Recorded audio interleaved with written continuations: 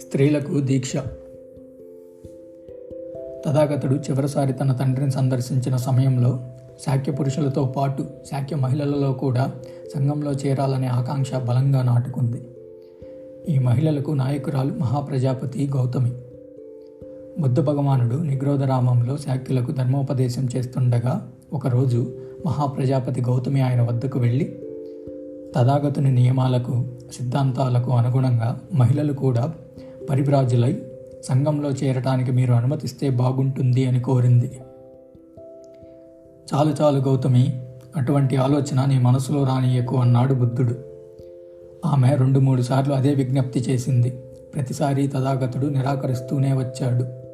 ఆయన సమాధానంలో దుఃఖితురాలై మహాప్రజాపతి గౌతమి కన్నీళ్లతో వెనక్కి వెళ్ళింది. తథాగతుడు నిగ్రోధరామాన్ని వదిలిపెట్టి తన పర్యటనపై వెళ్ళిన తరువాత మహాప్రజాపతి శాక్య స్త్రీలు సమావేశమై సంఘంలో చేర్చుకోవాలన్న తమ విజ్ఞప్తిని, దానికి బుద్ధ భగవాను నిరాకరణను చర్చించారు. బుద్ధుని తిరస్కృతిని తుది నిర్ణయంగా అంగీకరించడానికి వారికి మనసొప్పలేదు. వారంతా పరివ్రాజకుల దుస్తులు ధరించి భగవానుని సందర్శించడానికి నిశ్చయించుకున్నారు. అనుకున్న ప్రకారంగానే మహాప్రజాపతి గౌతమి శిరోముండనం చేయించుకొని కాషాయ వస్త్రాలు ధరించి ఇతర శాక్య మహిళలతో బుద్ధుణ్ణి కలుసుకోవడానికి వెళ్ళింది.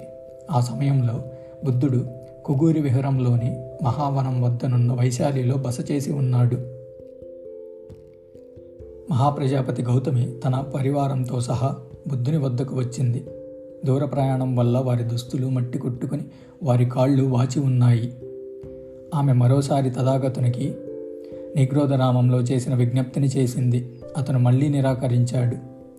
మళ్ళీ నిరాకరణ ఎదురు కావడంతో మహాప్రజాపతి గది బయటకు వచ్చి దిక్కుతోచక నిలుచుంది. ఆ సమయంలో లోపలికి వెళ్తున్న ఆనందుడు ఆమెను చూసి గుర్తుపట్టాడు.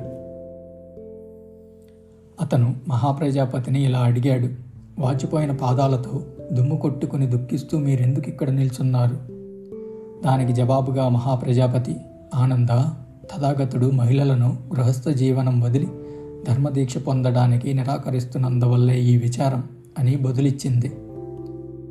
వంద్యుడైన ఆనందుడు బుద్ధుని వద్దకు వెళ్ళి నమస్కరించి అతని పక్కన ఆసీనుడై ఇలా అన్నాడు, భగవానుడా, మీరు మహిళలను గృహస్థాశ్రమం వీడి సంఘంలో చేరడానికి నిరాకరించినందువల్ల మహాప్రజాపతి గౌతమి విషణవదనై దుఃఖిస్తూ బయట ఎలా నిల్చుని ఉందో చూడండి. ఆమె కోరినట్లుగా మీరు మహిళలకు కూడా దీక్ష తీసుకోవడానికి అనుమతిస్తే బాగుంటుంది.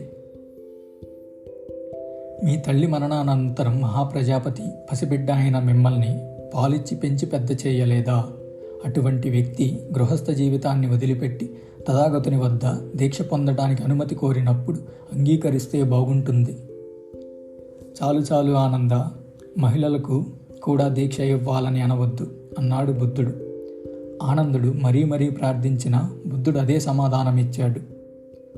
ఆనందుడు ఇలా ప్రశ్నించాడు, భగవంతుడా, మహిళలు పరివ్రాజకులు కావటానికి మీరు ఎందువల్ల అభ్యంతర పెడుతున్నారు?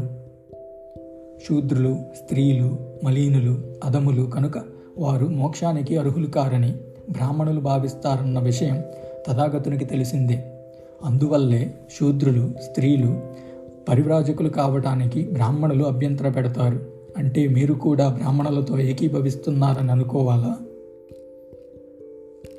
బ్రాహ్మణుల వలె శూద్రులకు కూడా దీక్షనిచ్చి సంఘంలో చేర్చుకోవడానికి మీరు అనుమతించలేదా? అటువంటప్పుడు స్త్రీల పట్ల మాత్రం వివక్ష దేనికి? తథాగతుని ధర్మోపదేశానికి కట్టుబడి నిర్యాణ పదం చేరుకునే సామర్థ్యం స్త్రీలకు లేదని మీరు భావిస్తున్నారా? దానికి తథాగతుడు ఇలా సమాధానమిచ్చాడు, ఆనంద, నన్ను అపార్థం చేసుకోవద్దు. నిర్యాణ పదం చేరుకోగల సామర్థ్యంలో స్త్రీలు పురుషులకు ఏమాత్రం తీసిపోరని నా నమ్మకం. దయచేసి నేను స్త్రీ పురుషుల అసమానతను సమర్థిస్తానని అనుకోకు. మహాప్రజాపతి విజ్ఞప్తిని నేను నిరాకరించడానికి కారణం స్త్రీ పురుష వివక్ష కాదు, అది ఆచరణీయం కాదన్న నమ్మకం. మీ నిరాకరణకు అసలు కారణం తెలిసినందుకు నాకు ఆనందంగా ఉంది. కానీ ఆచరణలో కష్టాలు ఉంటాయన్న కారణంగా ఆమె విజ్ఞప్తిని తిరస్కరించాలా? దీనివల్ల బౌద్ధ ధర్మం అపఖ్యాతి పాలై అందులో స్త్రీ పురుష వివక్ష ఉందన్న ఆరోపణలు ఎదుర్కోవా? దానికి బదులు మిమ్మల్ని కలవరపెడుతున్న ఇబ్బందులను అధిగమించడానికి కొత్త నిబంధనలు రూపొందించలేరా? సరే ఆనంద, మహాప్రజాపతి అంత పట్టుదలగా ఉంటే స్త్రీలు నా నియమాల ప్రకారం పరివ్రాజకులు కావటానికి ఒప్పుకుంటాను. అయితే దీనికి 8 షరతులు పెడుతున్నాను. ఈ 8 ప్రధాన నిబంధనలను అమలు చేయవలసిన బాధ్యత మహాప్రజాపతిదే. దానివల్లే ఆమెకు సంఘంలో ప్రవేశం లభిస్తుంది. వంద్యుడైన ఆనందుడు భగవానుని నుండి ఈ 8 నిబంధనలను తెలుసుకొని బయటకు వెళ్ళి మహాప్రజాపతికి తామిద్దరి మధ్య జరిగిన సంభాషణ వివరించాడు.